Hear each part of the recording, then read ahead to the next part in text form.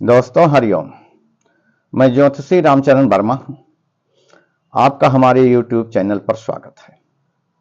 आज हम ये बताना चाहते हैं कि प्रश्न कुंडली कैसे बनाएं। इसके लिए एक बहुत सा सरल उपाय हम देना चाहते हैं आप लोगों को, जो शायद किसी शास्त्र में किसी किताब में नहीं मिलेगा। सरल से सरल, जो कि शास्त्र सम्मत नहीं है लेकिन बहुत सटीक है। आइए, आज का दिन पूर्णमासी का दिन है। तो प्रश्न कुंडली बनाने के लिए सबसे सर्वप्रथम हम, अगर प्रेक्षक आया है, प्रश्न कर रहा है, सपोज करिए कि प्रेक्षक ने 9 बजे प्रश्न किया, तो सबसे प्रथम हम पंचांग में समय देखेंगे जिस समय प्रश्नकर्ता ने प्रश्न किया। तो पंचांग उठाइए और आज के दिन पंचांग में जाइए, कौन सा दिन पड़ेगा ये देखिए। आज का दिन सोमवार है, तिथि पूर्णमासी है। इसको देखने के बाद समय को ख्याल रखते हुए आप पंचांग के पूर्णमासी के दिन जाइए और उसमें खाने बने हैं। उस खाने में समय लिखा हुआ है, देखिए 9 बजे किस में आता है, किस राशि में आता है। तो देखा 9 बजे उसके दाहिनी तरफ, पंचांग के दाहिनी तरफ जाइए, कौन सी राशि पड़ेगी उसमें लिखा हुआ है। दाहिनी तरफ देखेंगे तो वहां धनु राशि पड़ी है। तो अब आप लोग नक्शा बना लीजिए, 12 खाने का नक्शा बना लीजिए। 12 खाने में देखिए धन यह कहां पर आता है। धन लग्न में आया। लग्न में कितने गिनती है, वहां पर 9 गिनती। धन 9वीं राशि है। 9वीं राशि 9 गिनती जहां लिखा है वहां लिख दीजिए लग्न।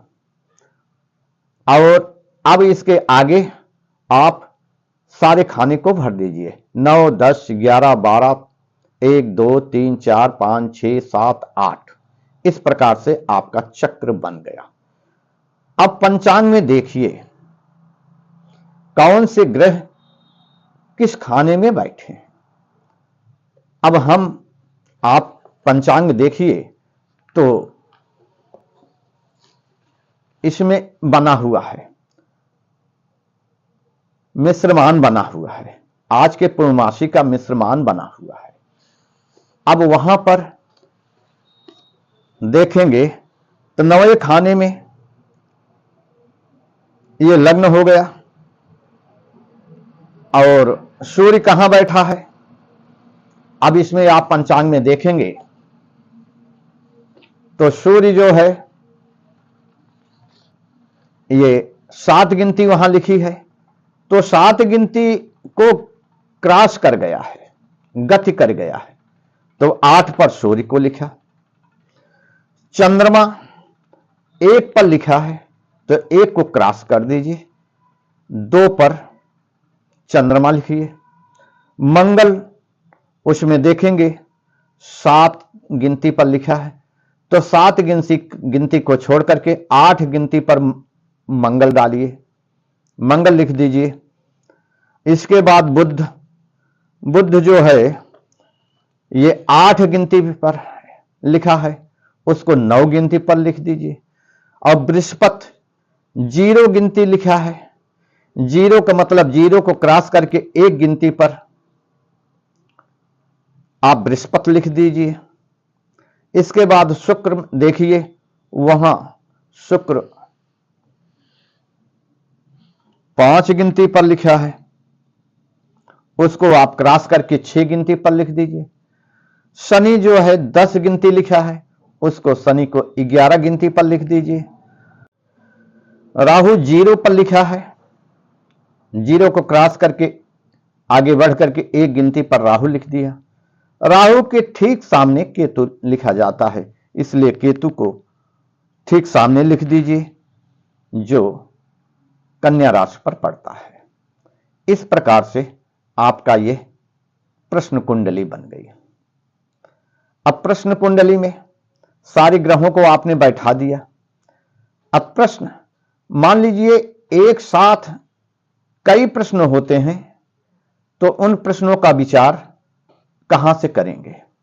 पहले प्रश्न का विचार लग्न से करना चाहिए, दूसरे प्रश्न का विचार चंद्रमा से करना चाहिए, तीसरे प्रश्न का विचार सूर्य से करना चाहिए, चौथे प्रश्न का विचार बृहस्पति से करना चाहिए, पांचवें प्रश्न का विचार शुक्र और बुध से करना चाहिए, और शुक्र और बुध में जो ज्यादा बली हो उससे करना चाहिए।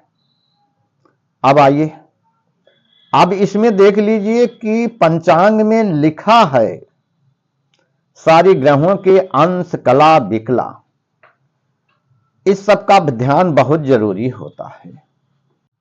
मान लीजिए वह व्यक्ति जो प्रश्न किया है उसने अपने बारे में प्रश्न किया है, तो इसका उत्तर अपने बारे में सबसे प्रथम लग्न को देखना चाहिए। लग्न में कौन सी ग्रह बैठी है? तो जो प्रश्न कुंडली बनी है लग्न में बुध है, इसका मतलब वह व्यक्ति कुछ नटखुटे टाइप का, डिम चेहरा, कद कम,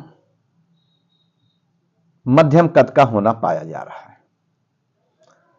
लग्न से हमेशा प्रश्नकर्ता के भाव को विचार कर लेना चाहिए। मान लीजिए उसका प्रश्न जमीन संबंधी हो, तो जमीन का संबंधी प्रश्न का विचार चौथे भाव से करना चाहिए।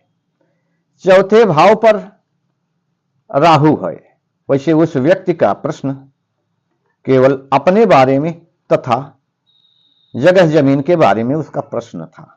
तो यहां पर हम डिटेल कर देना चाहते हैं कि उसके जमीन संबंधी प्रश्न पर चौथे भाव पर जहां 12 गिनती लिखी है वहां पर राहु बैठा है। इसके मतलब कि वहां वह स्थान झाड़ झंखाड़, कंटीले, बांस, कंटीले, झाड़ झंखाड़ आदि उत्पन्न आदि का होना वहां पाया जा रहा है। चूंकि जमीन मूल रूप से मीन राशि का है, मीन राशि का मालिक बृहस्पति है, बृहस्पति पंचम भाव में बैठा है, तो वह जमीन तो अपने में उत्तम होगी, अच्छा होगा, लेकिन मौजूदा समय में वहां पर झाड़ झंखाड़ पाई जा रही है। मौजूदा समय जो है वहां पर मकान बनाने के योग्य तो है, लेकिन भविष्य में और सुंदर हो जाएगा। अभी वहां चूंकि राहु बैठा है, राहु पृथकतावादी है, राहु अलगाववादी है, वहां पर अपना करने के लिए, अपना बनाने के लिए, कुछ बनाने के लिए वहां विवाद उत्पन्न हो सकता है। इस प्रकार से हर भाव का उत्तर दिया जाता है। साथियों, बस आज इतना ही। आप लोग हमारे इस वीडियो को सब्सक्राइब, लाइक करें। धन्यवाद।